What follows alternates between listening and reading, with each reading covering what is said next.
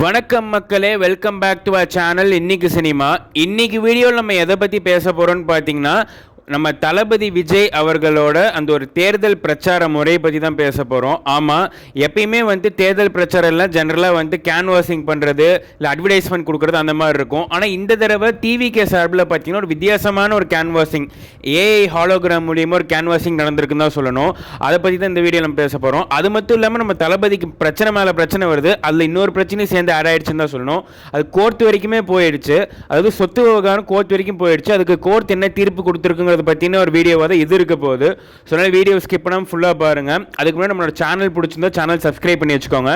வர தேர்தலில் நம்ம நீங்கள் யாருக்கு ஓட்டு போட போகிறீங்க, இல்லை நம்ம தளபதிக்கு போடுவீங்களா மாற்றிங்களா அப்படிங்கிற விஷயம் கமெண்ட் பண்ணிட்டு போங்க. வீடியோ பிடிச்சிருந்தா லைக் அண்ட் ஷேர் பண்ணுங்கள். வாங்க வீடியோக்குள்ளே போகலாம்.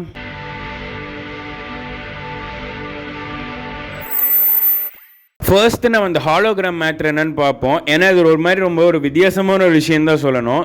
ஏன்னா விஜய் சார் மிகப்பெரிய ஒரு ஸ்டார். அவரால் ஒரே நேரத்தில் 234 தொகுதிகளுக்கும் நேரில் போக முடியாதுங்கிறது தான் ஒரு உண்மை. இதை சமாளிக்கிறதுக்காக இந்த கட்சி டிவிகே கட்சி பார்த்தீங்கன்னா செம மேட்ரை பிளான் பண்ணி வச்சுருக்காங்கன்னு தான் சொல்லணும்.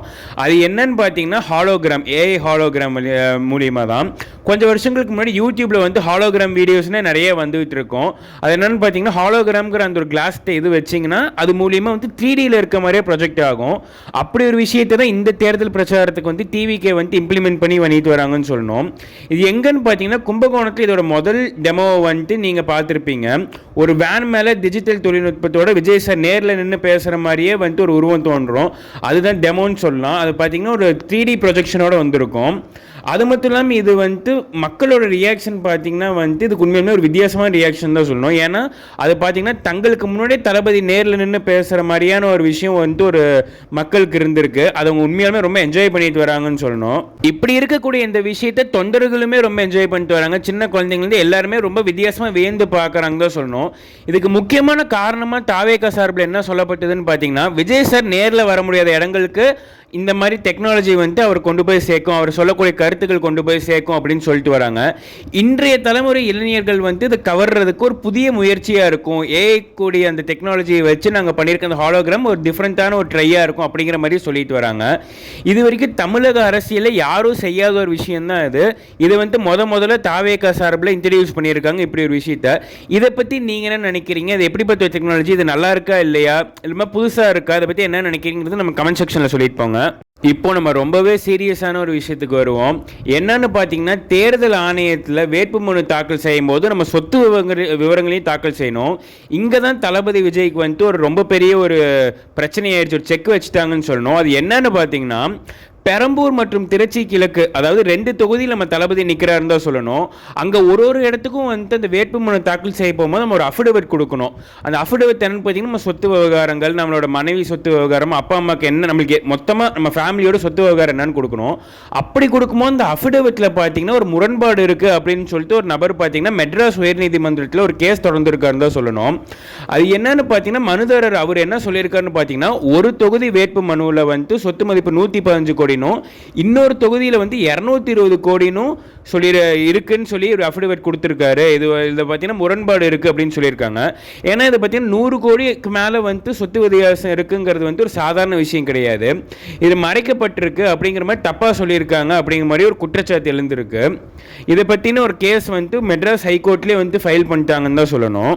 ஸோ இந்த வழக்கை விசாரித்த மெட்ராஸ் ஹைகோர்ட் என்ன சொல்லியிருக்குன்னு பார்த்தீங்கன்னா, இந்த முறைகேடு, அதாவது 100 கோடிங்கிறது ஒரு சாதாரணமான ஒரு விஷயம் கிடையாது, இது ஒரு முறைகேடு தான்.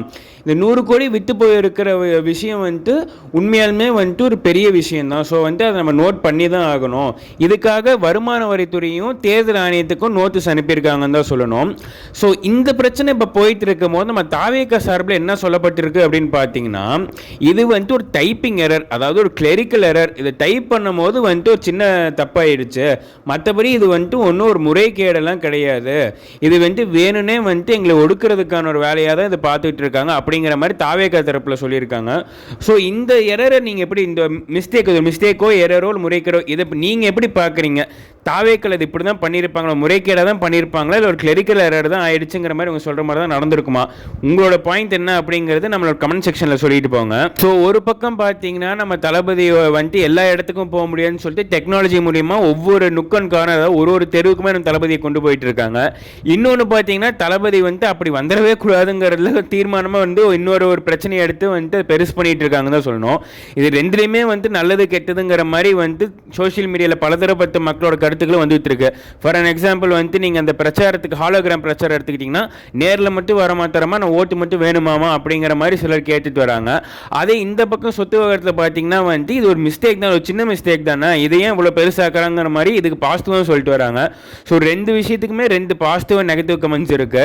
ஸோ இதை நீங்கள் எதை பாசிட்டிவாக பார்க்குறீங்க, எதை நெகட்டிவாக பார்க்குறீங்க, இல்லை உங்கள் விஷயம் என்ன, இது இப்படி பண்ணால் பெட்டராக இருக்குமா நீங்கள் என்ன நினச்சிருக்கீங்க? இனிமேட்டு மாற்ற முடியாதுன்னா ஆல்மோஸ்ட் அவள் தான் இன்றைக்கி தான் தேர்தல் பிரச்சாரத்துக்கான கடைசி நாள் முடிஞ்சிருச்சு. இது என்ன இப்படி பண்ணியிருந்தால் பெட்டராக இருக்கும், நீங்கள் என்ன நினைக்கிறீங்க அப்படிங்கிறது கமெண்ட் செக்ஷனில் சொல்லிட்டு போங்க. ஸோ அவ்வளோதான் மக்களே, நம்ம வீடியோ நிறைவுக்கு வந்துட்டோம். ஸோ நம்ம இப்போ இது வரைக்கும் பேசின கருத்தை பற்றி உங்களுக்கு எவ்வித கருத்து இருந்தாலும், இந்த ரெண்டு விஷயத்தை பற்றி எவ்வித கருத்து இருந்தாலும் தாராளமாக நம்ம கமெண்ட் செக்ஷனில் சொல்லிட்டு போங்க. நம்ம சேனலை சப்ஸ்கிரைப் பண்ணி வச்சுக்கோங்க. வீடியோ பிடிச்சிருந்தா லைக் அண்ட் ஷேர் பண்ணுங்கள். நம்ம தொடர்ந்து பேசுவோம். நன்றி மக்களே.